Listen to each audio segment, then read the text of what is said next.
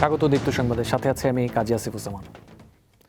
জুলাই গণ অভ্যুত্থানে সংগঠিত মানবতা বিরোধী অপরাধ মামলায় নিষিদ্ধ আওয়ামী লীগের সভাপতি মণ্ডলীর সদস্য কামরুল ইসলাম ও ওয়ার্কার্স পার্টির সভাপতি রাশেদ খান মেননের বিরুদ্ধে অভিযোগ গঠন করেছে ট্রাইব্যুনাল।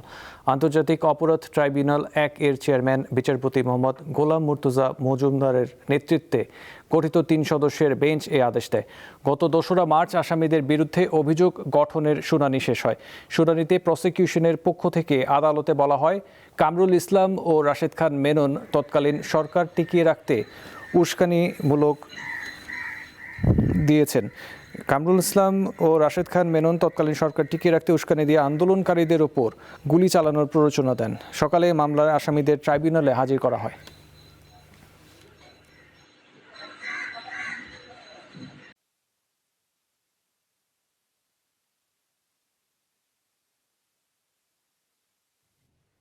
বুদ্ধ পূর্ণিমা উপলক্ষে প্রধানমন্ত্রী তারেক রহমানের সঙ্গে শুভেচ্ছা বিনিময় করেছেন বৌদ্ধ সম্প্রদায়ের নেতৃবৃন্দ।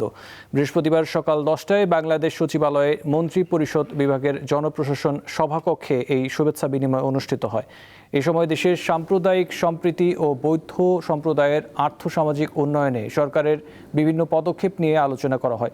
বৌদ্ধ সম্প্রদায়ের পক্ষ থেকে প্রধানমন্ত্রীর হাতে একটি শুভেচ্ছা ক্রেস্ট ও বুদ্ধ মূর্তির প্রতিবিম্ব তুলে দেওয়া হয়। শুভেচ্ছা বিনিময়ের সময় স্বরাষ্ট্রমন্ত্রী সালাউদ্দিন আহমদ, ধর্মমন্ত্রী শাহ মোফাজ্জল হোসাইন কায়কোবাদ, পার্বত্য চট্টগ্রাম বিষয়ক মন্ত্রী দীপেন দেওয়ান সহ আরও অনেকে উপস্থিত ছিলেন।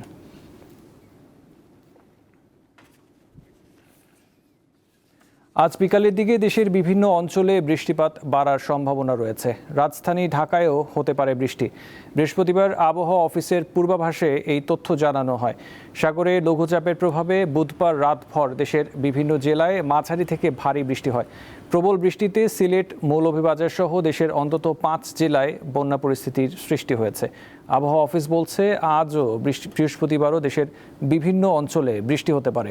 তবে বিকালের দিকে রাজধানীসহ বিশেষ করে দেশের দক্ষিণাঞ্চলে বৃষ্টি বাড়তে পারে। উদ্ভূত পরিস্থিতিতে চট্টগ্রাম, কক্সবাজার, মোংলা ও পায়রা সমুদ্র বন্দরকে 3 নম্বর স্থানীয় সতর্ক সংকেত দেখিয়ে যেতে বলা হয়েছে। রাজশাহী, রংপুর, ঢাকা, ময়মনসিংহ, সিলেট, খুলনা, বরিশাল এবং চট্টগ্রাম বিভাগের অনেক জায়গায় বৃষ্টি অথবা বজ্রসহ বৃষ্টিপাতের সম্ভাবনা আছে। সেই সাথে দেশের কোথাও কোথাও বিক্ষিপ্তভাবে ভারী থেকে অতি ভারী বর্ষণের সম্ভাবনা আছে। আর আপনার মেইনলি বৃষ্টিপাতের প্রবণতাটা হচ্ছে দক্ষিণের দিকে বেশি, উত্তরের দিকে তুলনামূলকভাবে কম। 4টা সমুদ্র বন্দরকে আমরা 3 নম্বর সতর্কতা সংকেত দেখিয়ে যেতে বলেছি। এদিকে সিলেট বিভাগে চলতি মৌসুমের সর্বোচ্চ বৃষ্টিপাত রেকর্ড করা হয়েছে মৌলভীবাজারে। ভারী বর্ষণে বিভিন্ন জেলায় পানি জমে ক্ষতিগ্রস্ত হয়েছে ফসল। বিশেষ করে অনেক স্থানে পাকা ধান পানিতে তলিয়ে গেছে। এতে চরম ভোগান্তিতে পড়েছেন কৃষকরা। মৌলভীবাজারে টানা বৃষ্টিতে মনু নদীর পানি বাড়ছে, যা স্থানীয়দের মধ্যে বন্যার আশঙ্কা বাড়িয়ে তুলেছে। প্রতিদিনের বৃষ্টিতে নদীর পানি বিপদসীমার দিকে ধাবিত হচ্ছে বলে জানিয়েছেন সংশ্লিষ্টরা। ইতোমধ্যে নদী তীরবর্তী নিম্নাঞ্চলগুলোতে পানি প্রবেশ করতে শুরু করেছে। ফলে কৃষিজমি ও বসতবাড়ি ক্ষতিগ্রস্ত হওয়ার শঙ্কা দেখা দিয়েছে। সুনামগঞ্জের মধ্যনগর উপজেলায় বৌলাই নদীর পানির চাপে ভেঙে গেছে ঝিনিরিয়া হাওরের রাস্তা। এতে তলিয়ে যাচ্ছে বোরো ফসল। রাস্তাটির আশেপাশে প্রায় 26 হেক্টর বোরো ধানের মধ্যে 15 হেক্টর জমির ধান কাটা হলেও বাকিগুলো বৃষ্টির পানিতে নিমজ্জিত। টানা বৃষ্টি ও উজানের ঢলে হবিগঞ্জের বেশ কয়েকটি হাওর প্লাবিত হয়েছে। এতে জেলার কৃষিখাতে বড় ধরনের ক্ষতির আশঙ্কা দেখা দিয়েছে। জেলার বানিয়াচং, আজমেরীগঞ্জ ও লাখাই উপজেলার বিভিন্ন হাওরে প্রায় 5,000 হেক্টর জমির পাকা বোরো ধান পানিতে তলিয়ে গেছে। এই কষ্ট করে কিন্তু আজকে আমরা করে একটাও ধান তুলতে পারিনি। 18 খেরের দেখার মধ্যে শাক সম্পূর্ণ পানির তলে। 16 জায়গা করছিলাম, 5 জায়গা হাঁটাইছি, 10 জায়গা চলে গেছে, 11 জায়গা চলে গেছে। এখন খাইতে খাইলেও ওই যে আমরা কোনো শান্তি নাই, এটা অবস্থা আছে। ভারী বৃষ্টিপাত ও উজানের পাহাড়ি ঢলে নেত্রকোনার হাওর অঞ্চলে তৈরি হয়েছে উদ্বেগজনক পরিস্থিতি। দ্রুত বাড়ছে নদ নদীর পানি। ফলে যে কোনো সময় ফসল রক্ষা বাঁধ ভেঙে হাওরের বোরো ধান তলিয়ে যাওয়ার শঙ্কা করছেন কৃষকরা। টানা বৃষ্টিতে কুমিল্লা নগরে সৃষ্টি হয়েছে তীব্র জলাবদ্ধতা। নগরের কুমিল্লা ঈশ্বর পাঠশালা কেন্দ্রে পরীক্ষার সময় ক্লাসরুমে পানিতে ডুবে যাওয়ায় এসএসসি পরীক্ষার্থীদেরকে বেঞ্চের ওপর পা তুলে পরীক্ষা দিতে হয়েছে।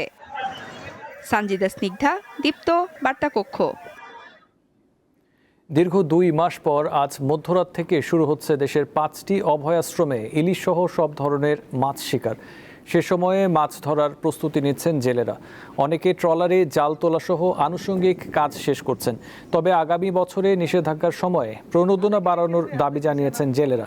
এদিকে 2 মাসের নিষেধাজ্ঞা শেষে ভোলার জেলে পরিবারগুলোতে ফিরেছে স্বস্তি ও আনন্দের আমেজ। ভোলার প্রায় 2 লক্ষাধিক জেলে নিষেধাজ্ঞা শেষে নতুন আশায় নদীতে নামার প্রস্তুতি নিচ্ছেন। নদীতে কাঙ্ক্ষিত মাছ পেলে ঋণের বোঝা কিছুটা হলেও কমবে বলে জানান তারা। বরিশালেও নিষেধাজ্ঞা শেষে নৌকা ও জাল মেরামত করে পুনরায় মাছ শিকারের জন্য প্রস্তুত মৎস্যজীবীরা। তবে জ্বালানি তেলের মূল্যবৃদ্ধিতে মাছের দাম বৃদ্ধির আশঙ্কা সংশ্লিষ্টদের।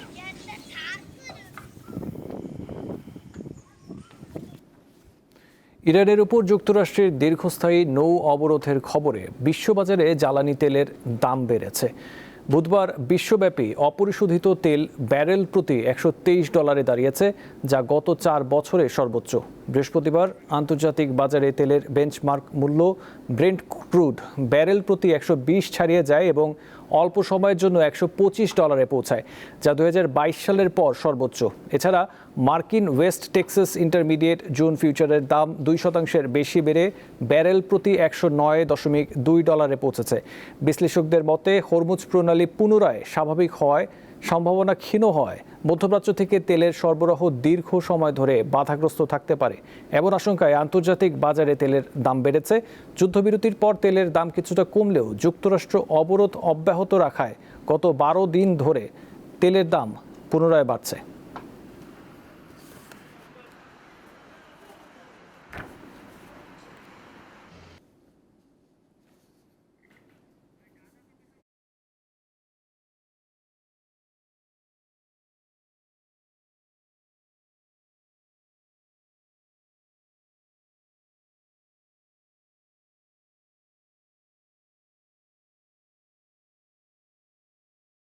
$2026 ফুটবল বিশ্বকাপের প্রাইজ মানি আরও 15% বাড়ানোর সিদ্ধান্ত নিয়েছে ফিফা। 48 দলের এই টুর্নামেন্টের জন্য দলগুলোর মোট প্রাইজ মানি নির্ধারণ করা হয়েছে $87 কোটি 10 লাখ মার্কিন ডলার, যা বাংলাদেশি মুদ্রায় 10,690 কোটি টাকার বেশি। ফিফা জানিয়েছে বাড়তি অর্থ মূলত দলগুলোর অতিরিক্ত ব্যয় সামলাতে সহায়ক হবে, বিশেষ করে দীর্ঘ ভ্রমণ ও লজিস্টিক্সের চাপ মোকাবেলায় কাজ করবে। ফিফা গত ডিসেম্বরে বিশ্বকাপের জন্য $72 কোটি 70 লাখ ডলারের প্রাইজ মানি ঘোষণা করে, যা 2022 সালের তুলনায় প্রায় 50% বেশি।